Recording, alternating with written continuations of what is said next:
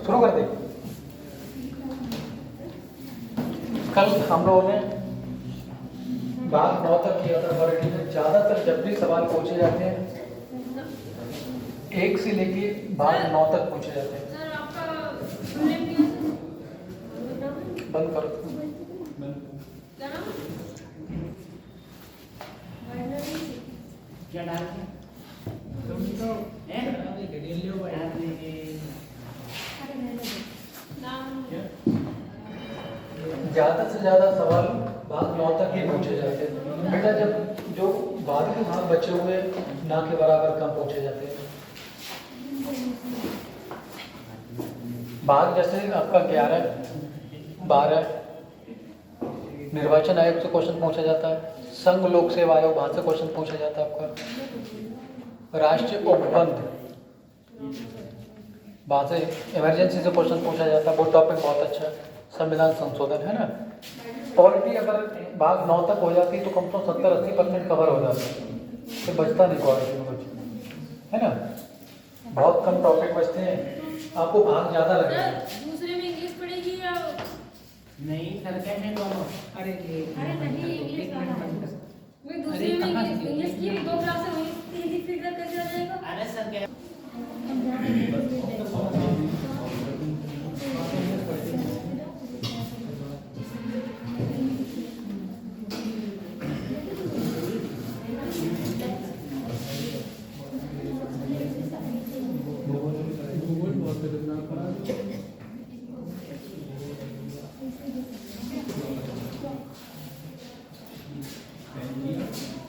आप लोगों में जोश क्यों नहीं दिखता पढ़ाई के प्रति? जोश नहीं दिखता। एकदम लगना चाहिए कि हाँ पढ़ाई कर रहे हैं। ऐसा लगता कि सो के सीधे यही क्लास में चले आए।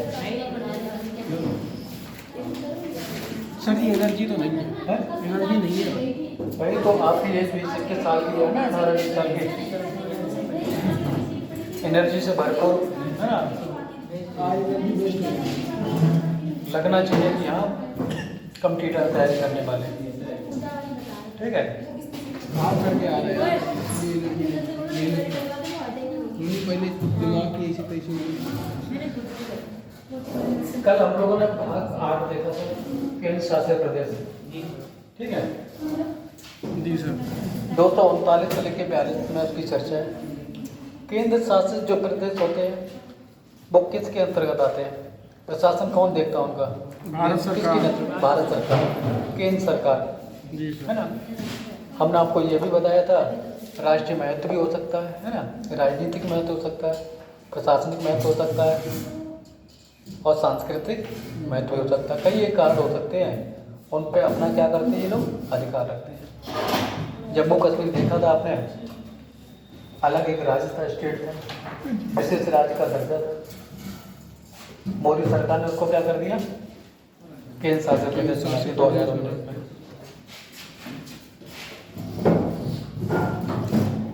वो लोग बार बार ये मांग करते थे कि जम्मू कश्मीर को अलग राज्य बना दिया, देश बना दिया जाए। मोदी ने उनको कहीं का ना छोड़ा, देश की छोड़ो राज्य भी नहीं छोड़ा। क्या बना दिया? केंद्र शासित प्रदेश। यहाँ से क्वेश्चन पूछे जाते हैं। केंद्र शासित प्रदेश में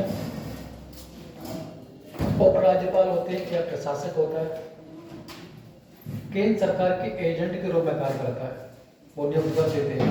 जो प्रशासक होता है, एडमिनिस्ट्रेटिव होता है ना, IAS अधिकारी वगैरह होते हैं, उनको बना दिया जाता है, देख रेख वही करते हैं। हमारे 3 ऐसे राज्य हैं जहाँ पर विधानसभा है। कौन कौन से हैं? दिल्ली, पौंडीचेरी और जम्मू कश्मीर। तो ये पौंडीचेरी है, उसके 4 जिले बिल्कुल अलग अलग बटे हुए हैं सर। एक केरला में, एक आंध्र प्रदेश में। आंध्र प्रदेश। तो ये मतलब सर ये ऐसा क्यों है? मतलब कराईकल ये पांडिचेरी पुर्तगालियों का था। तो अलग अलग जिले थे, वो क्षेत्र था उनका। वो भारत को सौंप गए 1954 के आसपास। अलग अलग जिले हैं, ठीक है। तो सर भारत सरकार ने ऐसा क्यों नहीं करा कि जो अलग अलग जिले हैं उन्हें उसी राज्य को दे दिया, जैसे केरल का है? वो अलग नहीं रहना चाहते हैं। आपके परिवार का कहीं और हो तो दूसरे परिवार में कैसे मिल जाएगा? नहीं मिलेगा। आपसे सवाल ये पूछे जाएंगे, केंद्र शासित प्रदेश की राजधानियाँ पूछी जा सकती हैं आपसे, पहली बात। दूसरी बात, वहाँ का राज्यपाल कौन है, ये पूछा जा सकता। करंट का इशू रहता है, हम आपको लिखा देंगे लेकिन वो पूछे नहीं जाएंगे। जब भी आपकी परीक्षा होगी, करंट के टच में आके क्वेश्चन करना होगा आपको, यहाँ से पूछे जाएंगे। हो सकता है क्वालिटी से ये पूछा जाए, आपके जो केंद्र शासित प्रदेश हैं कितने हैं, उनकी राजधानियाँ हैं, या बाहर पूछे जाएंगे सीधे सीधे, यहाँ से क्वेश्चन बनेगा आपका। भाग 9 में हमने आपको बताया था ग्राम पंचायत, क्या था? ग्राम पंचायत। ग्राम पंचायत तो बेटा पहले भी थी, इस आर्टिकल में थी, आर्टिकल 40 में थी, लेकिन बेटा ये राज्यों के ऊपर डिपेंड था कि लागू करें या ना करें। राज्य क्यों लागू करेंगे, शांत बैठे हुए थे। केंद्र सरकार के द्वारा सामुदायिक विकास कार्यक्रम 1952 में लेके आए जवाहरलाल नेहरू। जब ये योजना लेके आए तो योजना का कोई फायदा नहीं हुआ, ग्रामीण क्षेत्र में लाभ नहीं पहुंचा। लाभ जब नहीं पहुंचा तो जवाहरलाल नेहरू सोचे कि देश का विकास कैसे होगा, गांव का विकास कैसे होगा। तो एक बलवंत राय मेहता कमेटी का क्या किया गया, गठन किया गया। क्वेश्चन पूछा जाता है तो बलवंत राय मेहता ने सिफारिश की कि पंचायती व्यवस्था कितने स्तर की होनी चाहिए, 3 स्तर की। कौन कौन सी होनी चाहिए, ग्राम स्तर, ग्राम पंचायत, पंचायती और पंचायत स्तर और जिला परिषद। जिला परिषद, 3 स्तर बताए इन्होंने। पहली बार इनकी सिफारिश में जवाहरलाल नेहरू के द्वारा 2 अक्टूबर 1959 को राजस्थान के नागौर में तो लागू कर दी गई, यहाँ पर शुभारंभ कर दिया गया। उसके बाद उसी साल 1959 में आंध्र प्रदेश में लागू कर दी गई। बहुत सारे राज्य देखा दुखी, एक दूसरे राज्य का कि आपने कर दी तो हम भी कर ही दे रहे हैं। फिर 1960 में कर्नाटक, तमिलनाडु, आसाम, है ना, कई ऐसे राज्य, 62-63 में महाराष्ट्र और गुजरात, कई एक राज्यों में होती चली गई। फिर उसके बाद इंदिरा गांधी की सरकार चली गई, मोरारजी देसाई की सरकार जब आई तो उन्होंने कहा कि हम उनकी बात क्यों माने, कांग्रेस वालों की, हम तो भैया अलग बनाएंगे। तो उन्होंने अशोक मेहता समिति का गठन कर दिया, अशोक मेहता, है ना। उन्होंने 2 स्तर बताए, मंडल स्तर पर 15-20 गाँव बताए, एक जिला स्तर पर, ब्लॉक स्तर पर इन्होंने मना कर दिया। हमने कई एक समितियां बताई आपको, है ना। 2 स्तर पूछे जाते हैं, किस समिति के द्वारा 2 स्तर समिति की सिफारिश की गई, तो अशोक मेहता समिति के द्वारा। उसके बाद बेटा हम लोग बात करते हैं, एक और समिति आई, JB के राव समिति। कब ले आई, 1985 में। हम आपको ज़्यादा डीप में पढ़ा रहे हैं, हो सकता है आपसे क्रम पूछे जाए, 4 समितियां दे दी जाए, पहले कौन सी आई थी, है ना, तो आपसे क्रम भी पूछे जा सकते हैं। उसके बाद एक और समिति आई, LM सिंघवी समिति। तो इन्होंने कहा कि पंचायती राज को क्या मिलना चाहिए, संवैधानिक दर्जा। 1988 में PK तुंगन समिति है। उसके बाद 1989 में राजीव गांधी के द्वारा 64वां संविधान संशोधन लोकसभा में लेके आए। लोकसभा ने तो पारित कर दिया बेटा, राज्यसभा पारित नहीं कर पाई। जब पारित नहीं कर पाएगी तो क्या कानून बनेगा, नहीं बनेगा, संवैधानिक दर्जा मिल ही नहीं पाया इसको।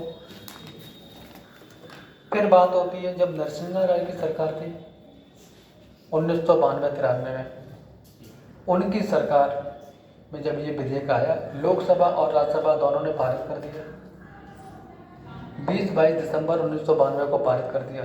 राष्ट्रपति ने अंतिम रूप से 24 अप्रैल 1993 को क्या कर दिए, साइन कर दिए, तब कानून बन गया।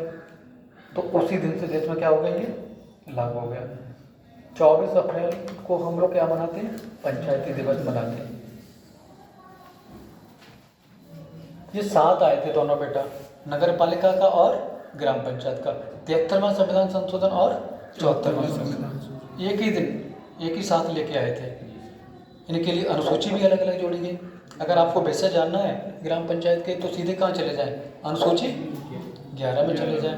अगर नगर पालिका की विषय जानने हैं तो कहाँ पहुँचेंगे? 12 में चले जाएंगे आप लोग। कौन सा संविधान संशोधन हुआ था? नगर पालिका हमारे संविधान में जोड़ी गई थी 74वां, और ग्राम पंचायत 73वां। सहकारिता किस संविधान संशोधन के द्वारा हमारे संविधान में जोड़ी गई? 97वां संविधान संशोधन 2011 को जोड़ी गई। इसको बेटा मौलिक अधिकार भी मिला। संगठन नहीं है जो सहकारिता, आर्टिकल 19 में भी जोड़ा गया, और एक आर्टिकल 43 का बी वहाँ भी जोड़ा गया, और ये 9B भी जोड़ा गया। ठीक है, यहाँ तक कोई दिक्कत आपको? पीछे की क्लासों में अगर कोई समस्या किसी से संबंधित कोई चीज़ ना, आप पूछा करो। आपका फंडामेंटल राइट्स है, आप अधिकारों के बारे में जानते हैं, क्वालिटी पढ़ रहे हैं, तो आपको पूछना चाहिए कि सर हमें ये बताओ। आपके अंदर अगर कोई चीज़ छिपी होगी है ना, उसको उजागर नहीं करोगे तो पता कैसे चलेगा? बहुत सारे ऐसे बच्चे होते नहीं बता पाते, नहीं पूछ पाते। आपको पूछना चाहिए।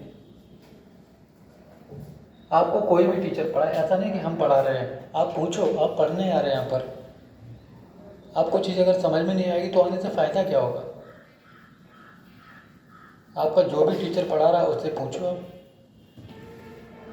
कि सर मुझे ये समझ में नहीं आ रहा, दोबारा बता दो, रिपीट कर दो, वो करेगा। आप चीज़ को छिपा के बैठे रखोगे, कमजोरी बनेगी वो चीज़ आगे चल के। जो भी बात आप स्पष्ट मुंह पे कहो कि ये बात है, आप बताओ। बहुत सारे बच्चे नहीं पूछ पाते, उन्हें लगता कि ये पता छोटी बात हमें नहीं आती है, बच्चे मेरी क्लास में हंसी करेंगे, है ना। अपने आप को कभी कमज़ोर मत आंको। अगर छोटी छोटी अभी बेइज्जती लग रही 4 लोगों सामने, फिर तो क्या कर पाओ? कुछ कर पाओगे? कुछ नहीं कर पाओगे। आप पूछो, जब चीज़ें पूछोगे तभी चीज़ें आसान होगी।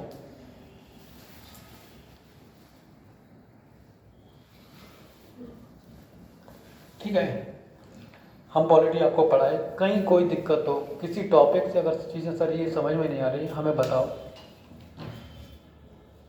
हम तो ये जानते हैं आप लोग बहुत अच्छे बच्चे, पढ़े लिखे हैं, पढ़ते भी हम, और चीज़ें समझ में भी आती हैं। जब आप अपनी कमज़ोरी को बताओगे उसके अकॉर्डिंग पढ़ाएंगे। आपका स्तर हम देख रहे हैं बहुत अच्छा है, काफ़ी बच्चों को मैंने पढ़ाया और मिले, लेकिन जैसे आप लोग बताते हैं स्तर मुझे बहुत अच्छा लगा। चीज़ों को बहुत समझते, क्लास में एक का नहीं सबका 90% बच्चों का स्तर बहुत अच्छा है। जैसे हम लोगों को बेटा बैकग्राउंड तो होता नहीं है, पढ़े तो कभी होते नहीं है, तो पहली बार सामना होता है तो फिर चीज़ें ऊपर से निकलती हैं। लेकिन आप लोग समझते हैं, चीज़ों को बता पा रहे हैं। क्वालिटी जहाँ तक मैंने अब तक क्लास की आपका बहुत अच्छा है। कोई पीसीएस का पेपर दे के आए तो आप उससे कहना कि पेपर दिखाओ, आप उसके पास बैठे होंगे, आप उससे बेहतर होंगे। अगर आपकी एज 21 साल हो, पॉलिटी पढ़ा के छोड़ दें, आप पेपर देने चले जाना। पॉलिटी बहुत अच्छा करके आएंगे, भी कम तो 25 में 20 क्वेश्चन करके आएंगे, 18-20 साल अगर ठीक से पढ़े होंगे। सुना होगा तब भी करके आएंगे आप।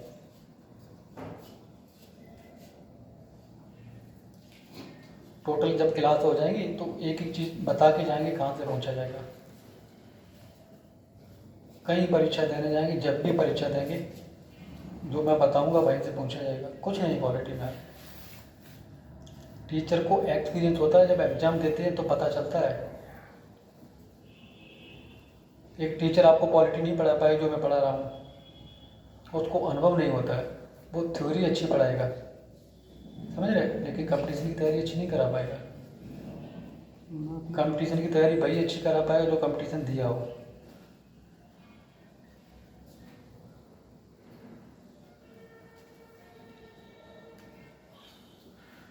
आपके पास सभी मौका है, और सब लोग जैसे मिलने वाले बच्चे क्लास में, ज़्यादा से ज़्यादा क्लास में जो मिलने वाले उनको भी लेके आओ। सरकार की तरफ से जो योजना चल रही है उसका ज़्यादा से ज़्यादा लोग लाभ उठाएं। बहुत सारे ऐसे बच्चे हैं जो दिल्ली बड़े बड़े शहरों में जाते हैं, रूम रेंट पे लेते हैं, 3-4 हज़ार का रूम मिलता है, खाना की समस्या, लाइट की समस्या, पानी की समस्या, फिर कोचिंग की फीस की समस्या। आपको घर पे बैठे सारी सुख सुविधाएं मिल रही बेटा, तो फिर इससे बेहतर क्या हो सकता है। आपको पढ़ना चाहिए और तब भी क्लास नहीं आते।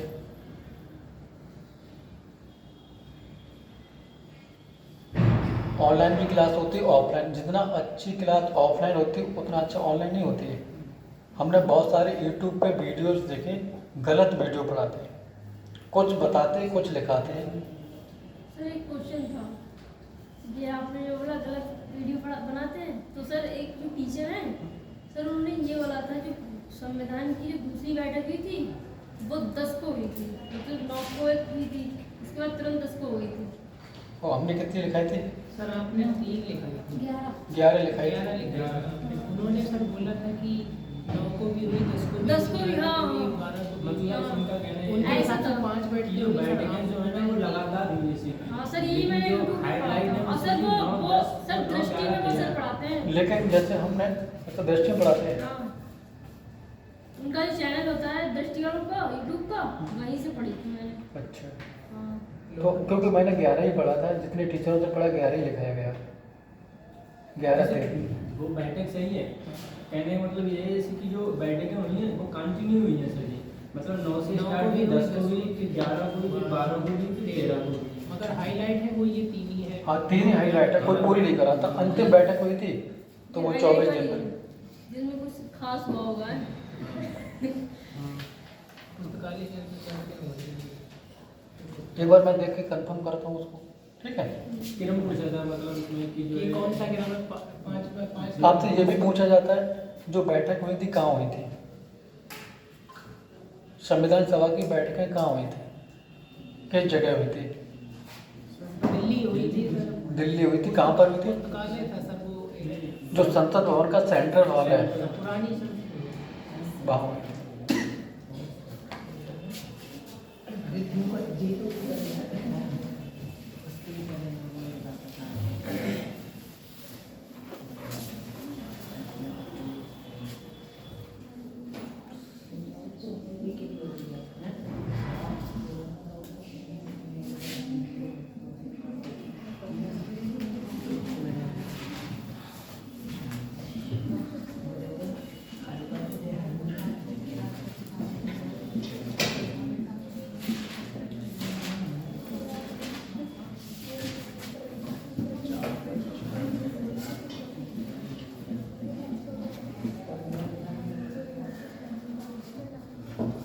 इसमें बेटा 2 ही आर्टिकल है, 244 और 244 का। इसको थोड़ा समझ लो, बैकग्राउंड इसका बताते हैं।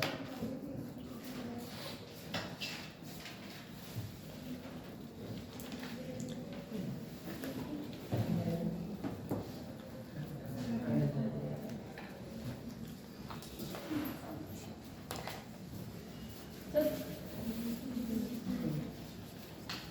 नौकरी भी नहीं है।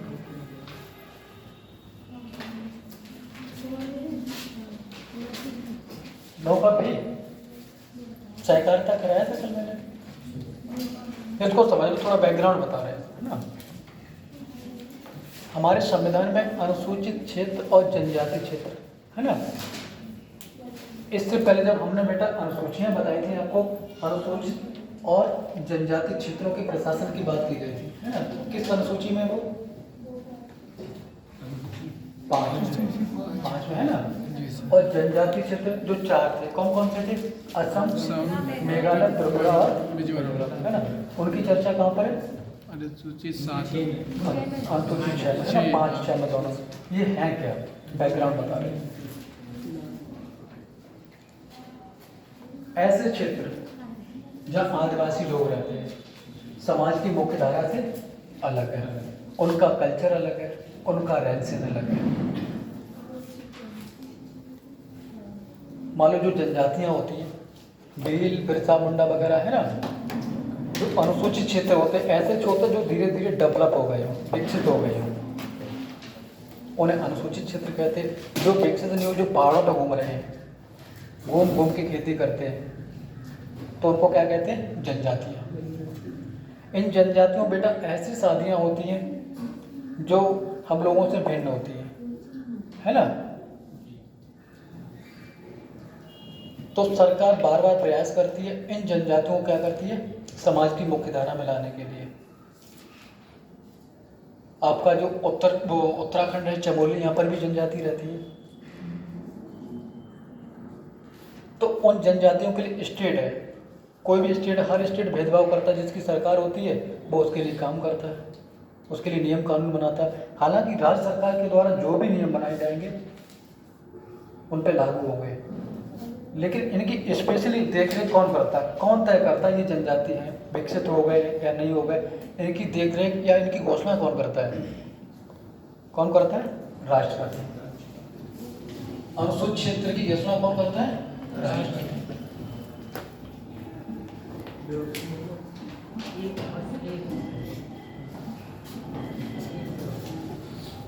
अनुसूचित क्षेत्र को कौन घोषित करेगा, राष्ट्रपति।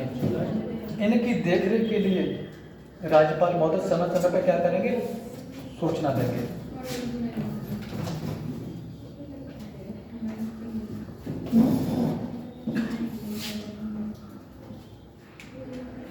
जैसे कोई क्षेत्र आपने देखा होगा,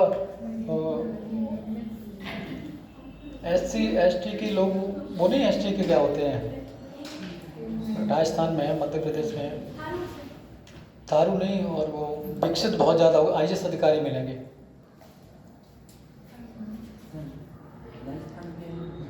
हाँ, याद नहीं आ रहा, वो लोग बेटा बहुत विकसित हो गए, यदि बड़े बड़े अधिकारी पदों पे तैनात हैं, लेकिन तब भी वो आरक्षण का लाभ ले रहे हैं। तो जैसे 10 ऐसे राज्य वहाँ पर अनुसूचित क्षेत्र पाए जाते हैं, और 4 असम, बिहार, वो असम, मिजोरम, त्रिपुरा और मेघालय, ये 4 ऐसे राज्य वहाँ जनजातियाँ पाई जाती हैं। 10 राज्यों के लिए जनजाति सलाहकार परिषद का गठन किया जाता है। किसका, जनजाति सलाहकार परिषद। उसमें 20 सदस्य होते हैं, टोटल मारवाड़ी होते हैं 20 सदस्य। एक जनजाति लिख लो, या पूछा जाता है। मारवाड़ी होते हैं।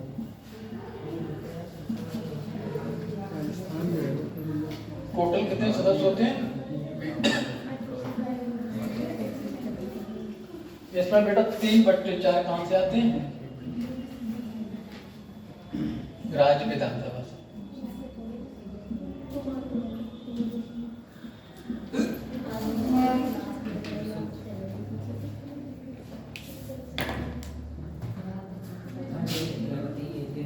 एक जिला परिषद होती है,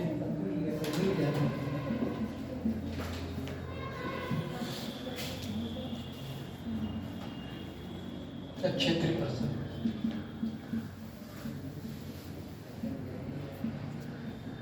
इसमें टोटल सदस्य होते हैं 30।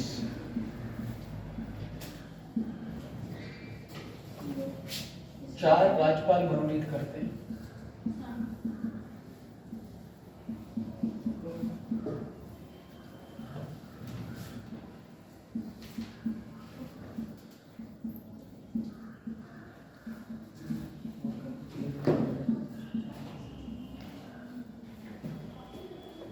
राज्यपाल द्वारा 4 सदस्यों को मनोनीत किया जाता है, ठीक है।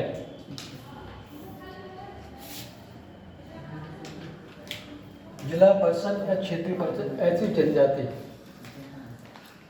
जैसे बेटा मेघालय, त्रिपुरा है, वहाँ जनजाति है। अगर कोई सरकार होगी, सरकार तो वहाँ बनती नहीं, वहाँ क्या होता है, जिला परिषद। तो वो क्या काम करेंगे, वन है, शिक्षा है, स्वास्थ्य है ना, कैसे डेवलप होगा, जनजातियाँ खुद तय करेंगे, आप तय नहीं कर सकते, ना कोई अधिकारी तय कर सकता है।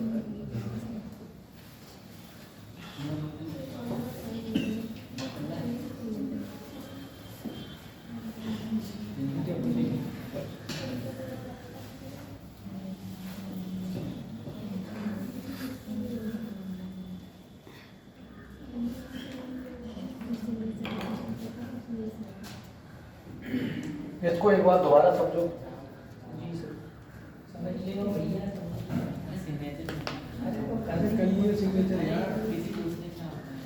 सर, हाँ, सही होगी। अनुसूचित और जनजाति क्षेत्रों की बात की गई है ना, उनको तय कर दिया जाएगा, उनका विकास कैसे होगा, कौन घोषणा करेगा, राष्ट्रपति इनकी घोषणा करते हैं, ठीक है। इनको समाज की मुख्य धारा में कैसे लेके आया जाएगा। अगर इनके लिए ये सिस्टम नहीं होता तो क्या उनका विकास हो पाता। आप बताओ, जनजाति है, एक जनजाति दो शादी तीन करते हैं, उनका रहन सहन अलग है ना। वो जंगलों में शिकार करते हैं, वृक्ष काट के जो खेती करते हैं, एक जगह से खेती की दूसरी जगह चले गए। आप उनसे कहो कि आ जाओ हमारे साथ क्लास में बैठ के पढ़ाई करो, वो करेंगे? नहीं करेंगे वो पढ़ाई। क्यों करेंगे? उनसे कहो आपकी तरह पैंट एंड पहन के जैकेट पहन के आए, वो आएंगे? नहीं आएंगे। वो बात क्या भाई। चलो मैं छोड़ देता हूँ। अगर आपसे कहा जाए जैसे जनजाति रहते हैं उसी के अकॉर्डिंग आपको रहना पड़े, कि आप रहेंगे? सर तो जी, नहीं रहेंगे। ठंडी लग गई और है तो नहीं, पर जिंगा रहना जरूर नहीं करना। उनकी बेटा कल्चर है, वो अपने अकॉर्डिंग रहेंगे। भारत में बहुत सारी ऐसी जनजातियाँ हैं, हमारे यहाँ पर लड़की वाले जाते हैं लड़की को देखने के लिए। जी सर, पर वहाँ पर लड़के वाला वहाँ जाएंगे, लड़का पहले जाएगा उनके घर पे, लड़की के माता पिता की सेवा करेगा, उनको ठीक लगेगा तो वो अपनी लड़की को लेके जाएंगे बारात, तब दूल्हा को घर लेके आएंगे। शादियाँ कई प्रकार की होती हैं, ये सिस्टम है। सेवा भी करना, सेवा करनी पड़ती है, तभी तो पिता को लगेगा कि हाँ बेटा ठीक है, हमारी लड़की को खुद रखेगा। कितने टाइम तक सर? महीने 2-4 महीने कुछ भी काम कराए, उसे ठीक लगेगा फिर आपके घर में बारात लेके आएगा। हिंदुओं में शादी की प्रथा अलग है, मुस्लिम में अलग है। मुस्लिम में निकाह पढ़ा जाता है। निकाह अभी कुछ दिन पहले की तो घटना है, जी सर। निकाह पढ़ा जा रहा था, लड़की ने मना कर दिया। नहीं हुई, बिल्कुल नहीं हुई। अब बता, कोई मना कर दे लास्ट टाइम पे, उसने तो कबूल कर लिया है, उसने मना कर दिया। जबरदस्ती करवाते हैं सर ये घर वाले। और लड़की बोली कि आप मुझे धोखा दे रहे थे, आपने मुझे धोखा दिया। उसने बुला लिया, सारे पूरी सब तैयारियाँ फुल, और लास्ट टाइम पे मना कर दिया कि हम आपसे शादी नहीं करेंगे। अब बोल लगा, मुँह उतारे बैठा था। अब क्या करें बेचारे, कर ही तो क्या कर सकते हैं, कुछ नहीं कर सकते। कर भी क्या सकता है। हिंदुओं में विवाह की प्रथा अलग है, रात में जयमाला प्रोग्राम होगा और सुबह 3-4 बजे के आसपास फेरे लिए जाते हैं, सुबह 7-8 बज जाते हैं फेरे लेते लेते। सबकी अलग अलग प्रथाएं हैं, है ना, सबकी अलग अलग कल्चर है, सबको अलग अलग जीने का अधिकार है। किसी को किसी की कल्चर से बेटा अलग करेंगे तो अच्छा है, नहीं अच्छा है। हमारी सरकार कोई कल्चर हो, किसी की संस्कृति को ख़त्म नहीं करना चाहती है, उसको बढ़ावा देना चाहती है। सरकार का उद्देश्य रहता है सब समाज की मुख्य धारा में उसको लेके है। आपने देखा होगा ये सरकार क्यों ऐसा करती है। अगर राज्य सरकार के ऊपर छोड़ दिया जाएगा तो राज्य सरकार को क्या लेना देना, वो नहीं करेगी। आपने देखा होगा राज्य सरकार अगर कोई चीफ मिनिस्टर होता है वो क्षेत्रवाद बहुत देखता है। जब अखिलेश की सरकार थी, मुलायम सिंह की सरकार थी, उन्होंने इटावा साइड का विकास बहुत किया। हम उसी क्षेत्र के रहने वाले हैं, बहुत डेवलप किया। जिस इधर बिल्कुल नहीं देखा, उत्तराखंड साइड में छोड़ दिया। उत्तराखंड के लोगों ने मांग की कि भैया जल यहाँ से जाती, लकड़ी कट के यहाँ से जाती, हमारा डेवलप ही नहीं कर पाते, हमारा विकास नहीं किया, तो वो क्या हो गया, अलग हो गया। अब योगी सरकार है, इटावा मैनपुर में लाइट ही नहीं आती, ना के बराबर कम आती है। अब उधर का डेवलप हो रहा है। गोरखपुर में गया था, बहुत विकास हुआ, हम भी गए थे, बहुत विकास हुआ। क्षेत्रवाद तो होता ही है। जब ये बताओ, जब ये सरकार क्षेत्रवाद निभाती तो जो जनजाति उनका क्या विकास करेंगे, नहीं करेंगे, तो विकास हो ही नहीं पाएगा। सरकार कोशिश करती है सभी को समाज की मुख्य धारा में लेके आए, जो निचले तबके के लोग हैं। अगर केंद्र सरकार इन पर फोकस करेगी, राष्ट्रपति की नज़र रहेगी कौन सा क्षेत्र डेवलप हुआ या नहीं हुआ। राष्ट्रपति जब मांगेगा राज्यपाल से, वो समय समय पर क्या देगा, सूचना देगा, ये क्षेत्र डेवलप हो रहा है, ये कंडीशन, इनके लिए कोई योजना बना के आए तो फंड ऊपर से आता है।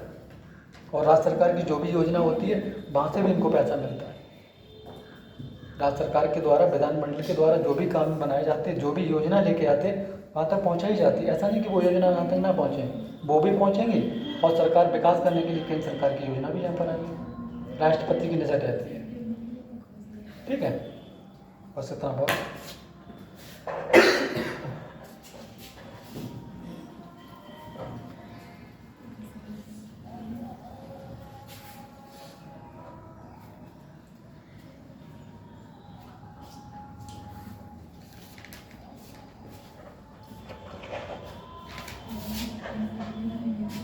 भाग 11 बेटा।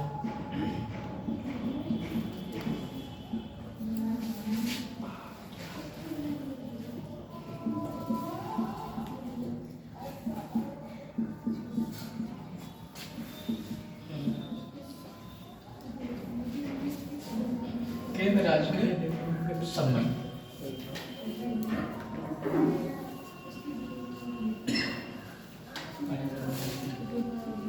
तीन प्रकार के होते बेटा। सर जो अनुसूचित जनजाति होती है उनको मतलब उनकी सूची से निकालने की पावर संसद के पास है। क्या चीज? मतलब अनुसूचित जनजाति जो है अगर संसद चाहे तो उन्हें उन लिस्ट से बाहर निकाल सकती है। हाँ बिल्कुल, जैसे डेवलप होती चली जाएंगे उनको बाहर कर देगी, जिनका विकास हो जाएगा उनको बाहर कर दिया जाएगा। इनका विकास नहीं होगा वो क्षेत्र में नहीं रहेंगे, धीरे धीरे डेवलप होती चली जाती है। कुछ ऐसी अनुसूचित क्षेत्र हैं और जातियाँ जनजातियाँ वो डेवलप हो गई है लेकिन अब भी फायदा दे रही है। हमारा रिजर्वेशन नहीं है, ऐसे लोगों को मिलता है और वो विकसित हो गए हैं, है ना। उनकी मेरिट कम जाती है, आज भी फायदा ले रहे हैं, है ना। लेकिन ये खत्म नहीं हुआ। अगर गलत होता तो सुप्रीम कोर्ट खत्म कर देती। रिजर्वेशन अगर सही नहीं होता तो सुप्रीम कोर्ट खत्म कर देती। सब सही है सर। जिसको मिल रहा है वो तो कह रहा बहुत अच्छा है, जिसको नहीं मिल रहा वो कह रहा गलत मिल रहा है। सर जिसे नहीं मिल रहा उसे पहले मिल चुका है। ये चीज़ है। आरक्षण कोई गलत नहीं है और कोई खत्म ही नहीं होगा ये कभी, हाल फिलहाल में तो नहीं होगा। सरकार कहती है, लोग कहते हैं कि यार नहीं मिलना चाहिए। हाँ, आर्थिक कंडीशन के आधार पर भी मिलना चाहिए। बहुत सारे ऐसे जनरल कास्ट के लोग हैं उनकी आर्थिक स्थिति ठीक नहीं है, उनको रिजर्वेशन नहीं मिलता है। आधार कई एक होते हैं। हमारा विचार है ना, आप विचार दे सकते हैं। अगर किसी एक घर में रिजर्वेशन मिल गया हो उसको उससे वंचित कर देना चाहिए। एक घर में गवर्नमेंट जॉब लग गई हो, चाहे एससी का हो चाहे कोई भी हो, है ना, जिसको आरक्षण मिला हो उसको क्या कर देना चाहिए, उसको नहीं मिलना चाहिए। नहीं सर, तो मतलब जितने हैं उनमें जिस घर में एक गवर्नमेंट जॉब है तो दोबारा मिलनी ही नहीं चाहिए किसी को, क्योंकि मतलब पहले के जो लोग हैं उनके पूर्वज उन्होंने अपने खानदानी लगा रखे हैं तो इस वजह से दिया जा रहा है। नहीं तो पता ऐसा होगा तो समानता का उल्लंघन होगा बेटा। हाँ तो वही हमारा फंडामेंटल राइट्स है। एक घर में एक नौकरी का वंचित कर दिया जाएगा तो हमारे संविधान की बात कैसे करें? डेमोक्रेसी है, जो मौलिक अधिकार उनका उल्लंघन हो जाएगा। अधिकार, हाँ, रिजर्वेशन के लिए वंचित कर देना चाहिए। ये नौकरी दिलवा दे, बाकी इनके जितने पूरे खानदान का बंद करवा दो, पूरे खानदान का रिजर्वेशन बंद करवा दो। विधायी संबंध बेटा,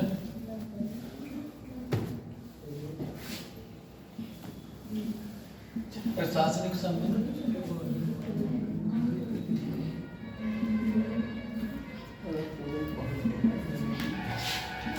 वित्तीय संबंध।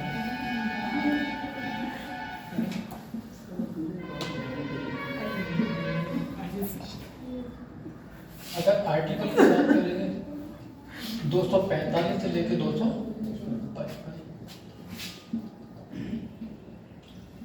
256 से लेकर 230।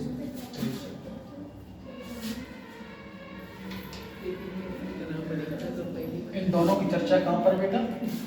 भाग 11। आपके वित्तीय वाद विवाद संबंध, ये बहुत बड़ा टॉपिक है। ये किसमें? 12।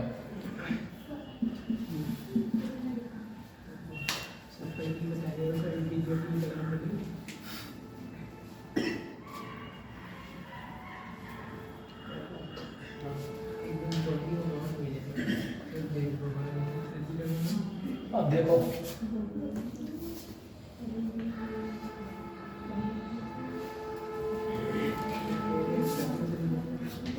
ट्रेन आ गई। केंद्र और राज्य के बीच विधायी संबंध का मतलब विधि बनाने का। केंद्र कहाँ कहाँ विधि बनाएगा और राज्य कहाँ कहाँ। विधि का मतलब समझते हैं, गाँव या कानून, है ना। जी सर। केंद्र सरकार किस जगह कानून बनाएगी और राज्य सरकार किस कहाँ जगह बनाएगी। कानून। ठीक है। आर्टिकल 245 कहता है संसद भारत के संपूर्ण क्षेत्र में क्या बना सकती है, कानून बना सकती है। 45 में ये भी कहा गया कि राज्य की जो विधानमंडल है राज्य के लिए, पूरे राज्य के लिए कानून बना सकती है, क्या किसी भाग के लिए कानून बना सकती है। आर्टिकल 45 में ये चीज कही गई है। आर्टिकल मत लिखो, कोई मतलब नहीं है, आपको ये पता है कि संसद पूरे भारत के लिए कानून बना सकती है। थोड़ा शॉर्ट में लिख दे रहे हैं ना। संसद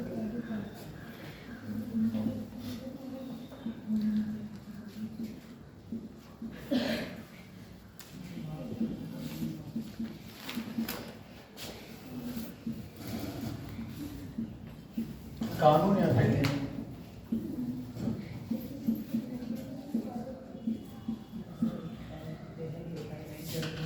राज्य विधान, लेकिन आर्टिकल 245 में बात करते हैं।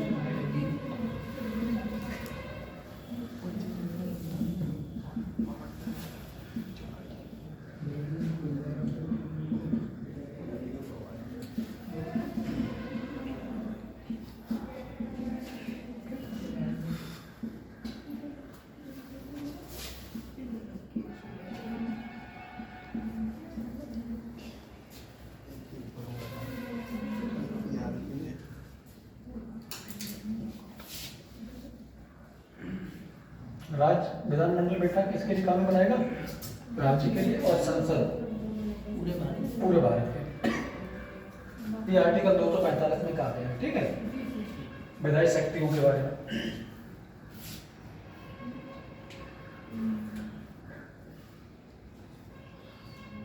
अब विषय लिख लो,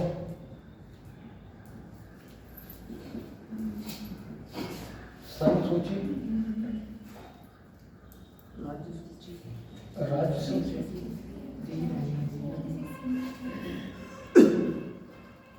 संवर्ती सूची।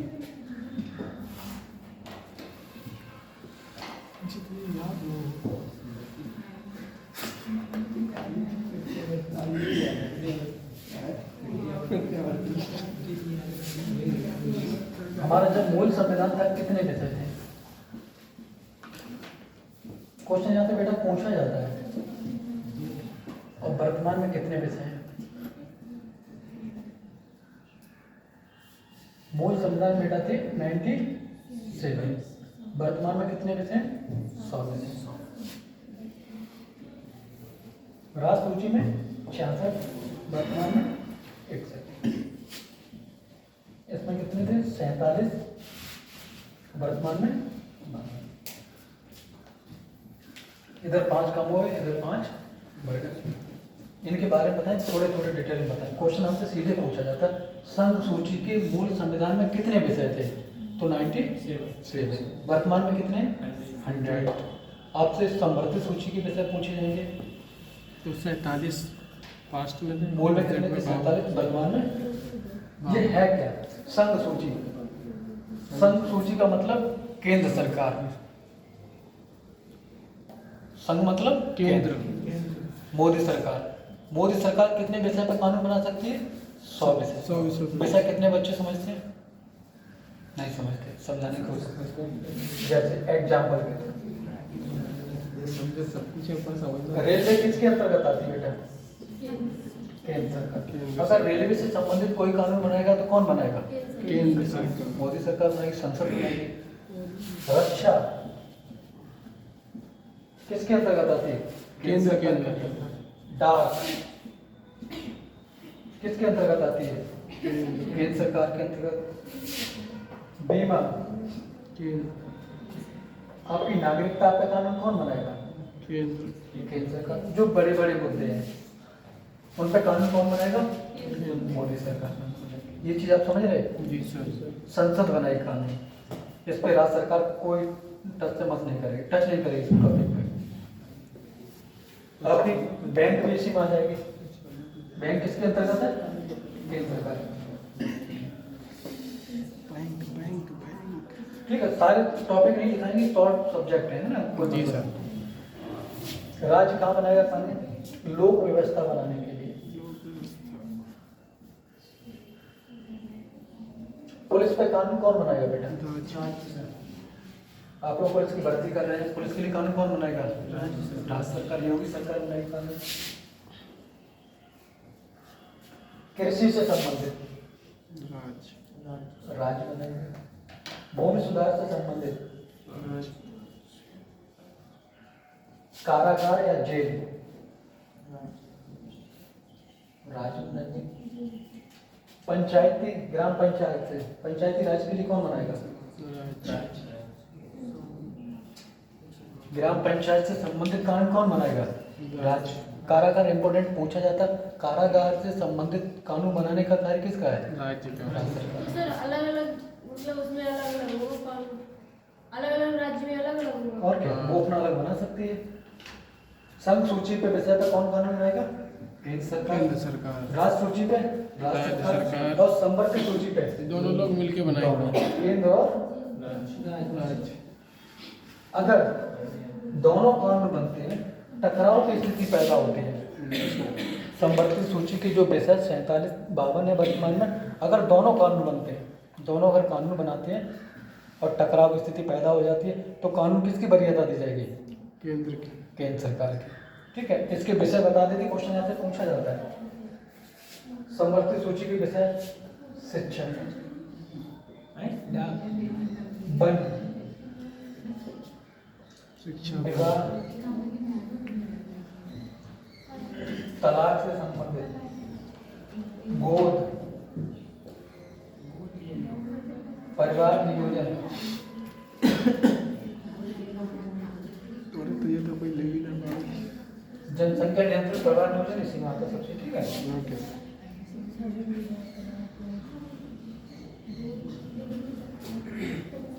ये हमेशा पूछा जाता है। शिक्षा से संबंधित बेटा कानून किस सूची के अंतर्गत आता है? समवर्ती सूची के समवर्ती सूची के। शिक्षा पे कानून कौन बना सकता है? केंद्र और राज्य दोनों। अगर दोनों में टकराव की स्थिति पैदा होती है तो केंद्र का तो केंद्र की वरीयता दी जाएगी, है ना। संसद के द्वारा जो भी कानून बनाया जाएगा, आपने देखा पावरफुल कौन है? केंद्र। 100 विषय कहाँ पर है? केंद्र के पास है। और नीचे जो 52 विषय वो भी केंद्र के पास है। 150 विषय। राज्य के पास कितना बचा? 60 विषय। राज्य के भी ऊपर कानून बनाएगा। अभी बताएं कुछ आर्टिकल दिए कि संसद कैसे बनाएगी। ठीक है, यहाँ तक क्लियर? सर यहाँ पर जो गोद है ना, वो उसका तात्पर्य यही तो है कि मतलब किसी को गोद लेना किसी को। विवाह, विच्छेद, तलाक के कानून कौन बनाएगा? केंद्र और राज्य दोनों मिलकर।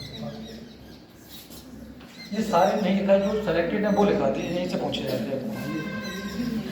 चीज़ों को समझने की कोशिश करो, रटने की कोशिश मत करो। जो बड़े बड़े इशू हैं, बड़े बड़े मुद्दे हैं, परिवहन हुआ, रेलवे हुआ, डाक हुआ, है ना, तो उस पर कानून कौन बनाएगा? केंद्र सरकार। विदेश नीति हुई, नागरिकता से संबंधित कानून कौन बनाएगा? केंद्र सरकार। राज्य सरकार थोड़ी नहीं बनाएगी।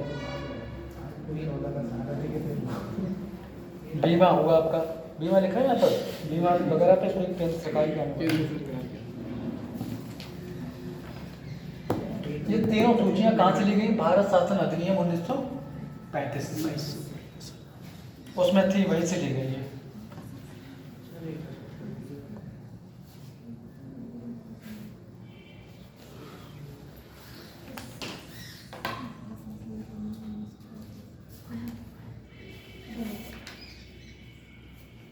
Yes, sir.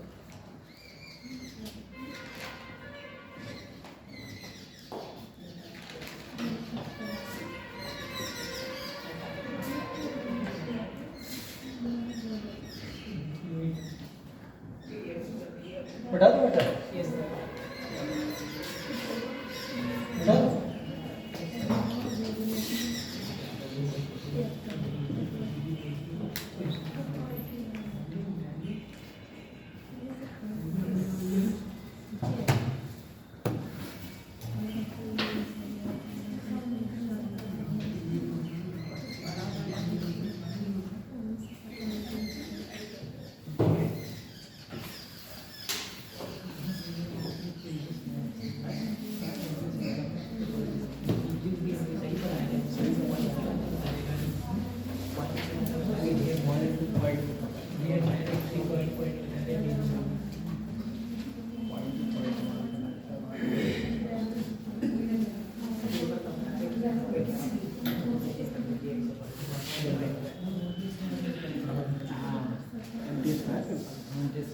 आर्टिकल 248 में अविशिष्ट सूची।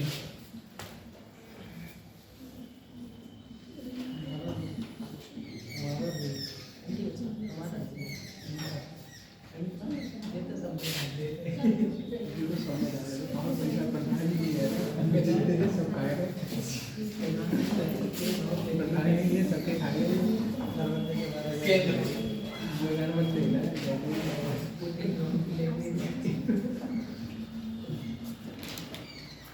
हमारे कॉन्स्टिट्यूशन में कितनी सूचियां दी गई हैं?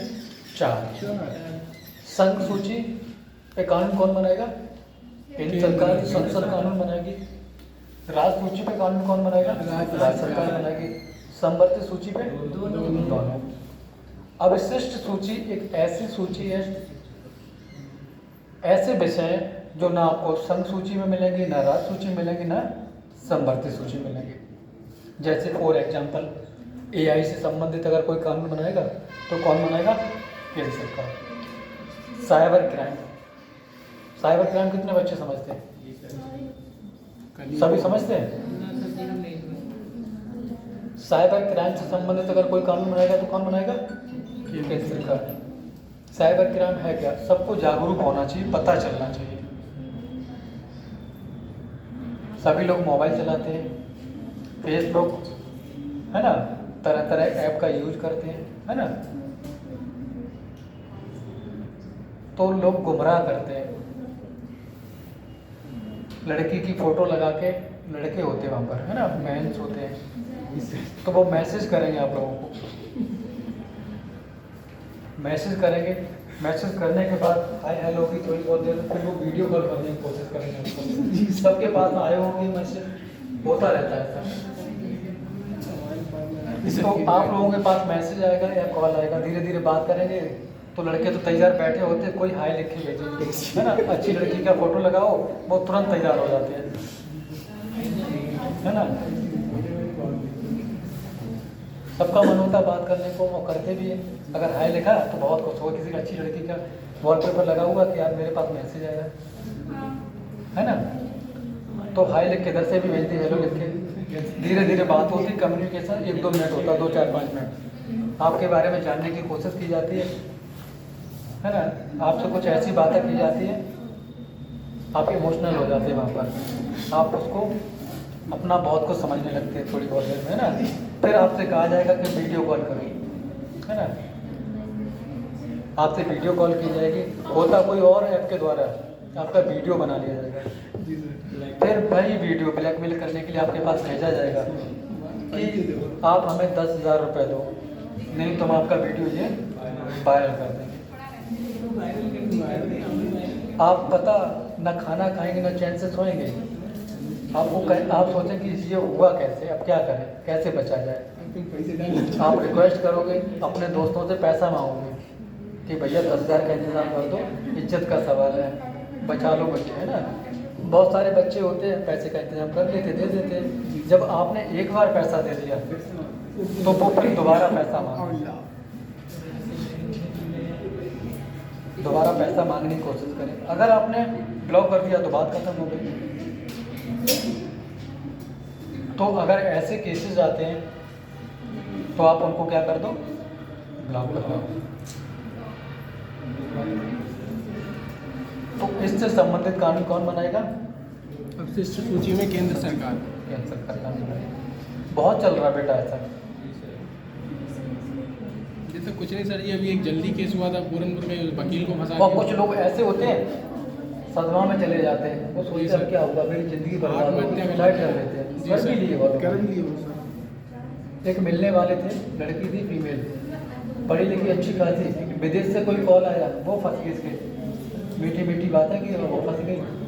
उसकी हालत बहुत खराब, वो कह रहा सुसाइड कर लेती।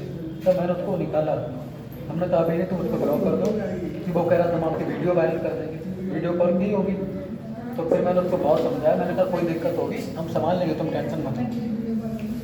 तब उसकी जान बचा पाई, खाना खाना छोड़ दिया उसने। जी सर। तो सभी लोगों के लिए मेरी क्या है कहना कि ऐसे अगर फ्रॉड कॉल आते हैं आप बिल्कुल सच करें।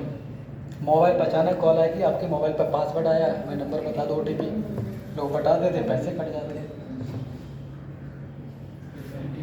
ठीक है, तो अवशिष्ट सूची के विषय में कानून कौन बनाएगा?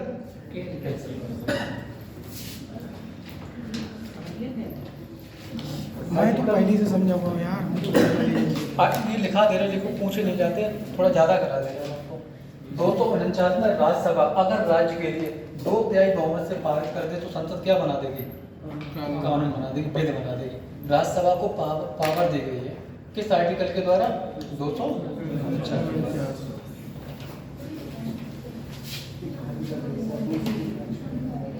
आप मैंने ना लिखे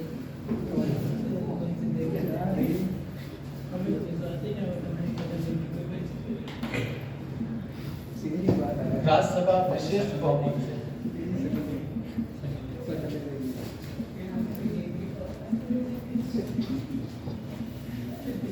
राज्य के लिए 1 वर्ष के लिए बनाती है।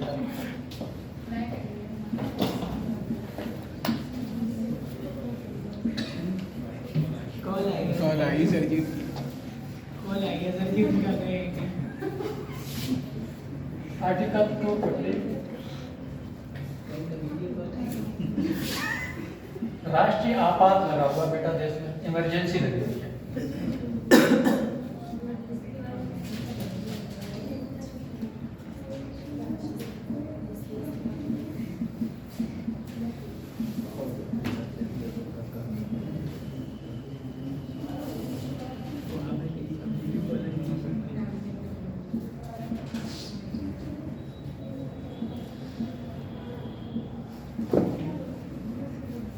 देखो संसद के पास कितनी पावर है? 249 में राज्य के लिए कानून बना देगी।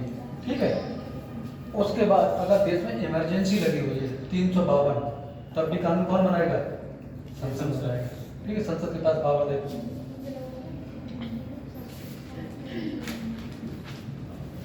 दो सौ 51 में कुछ नहीं है। 1949 में जो भी कानून बनाए गए संसद के द्वारा, और राज्य विधानमंडल भी कानून बनाता है, लेकिन वरीयता किसको दी जाएगी? संसद के कानून को। 252 2 या 2 से अधिक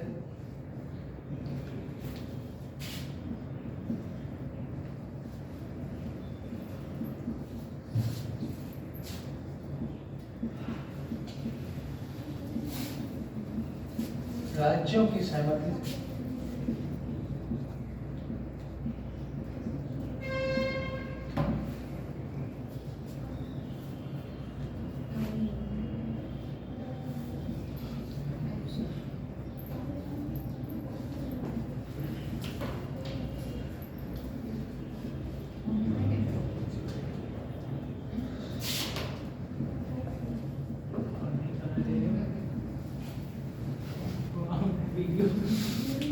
दो राज्य अगर कह दें कि भैया हमारे लिए कानून बना दो, मोदी सरकार से वो क्या करेंगे? कानून बना देंगे। वन्य जीव संरक्षण अधिनियम 1972 का जो बना था, 2 राज्यों की सहमति से बना।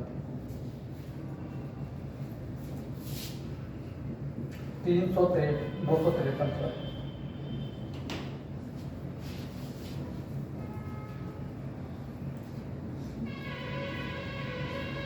251 इम्पोर्टेंट नहीं था सर? हाँ वो 1950 में जो भी कानून संसद के द्वारा बनाए गए है ना, उसमें अगर राज्य विधानमंडल बनाती है तो कानून किसकी वरीयता दी जाएगी? संसद की।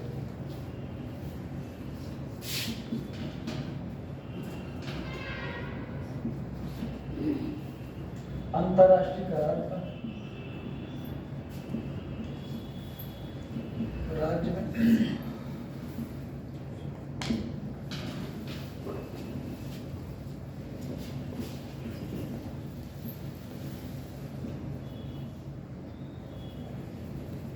राज्य में बिल बनाने का अधिकार।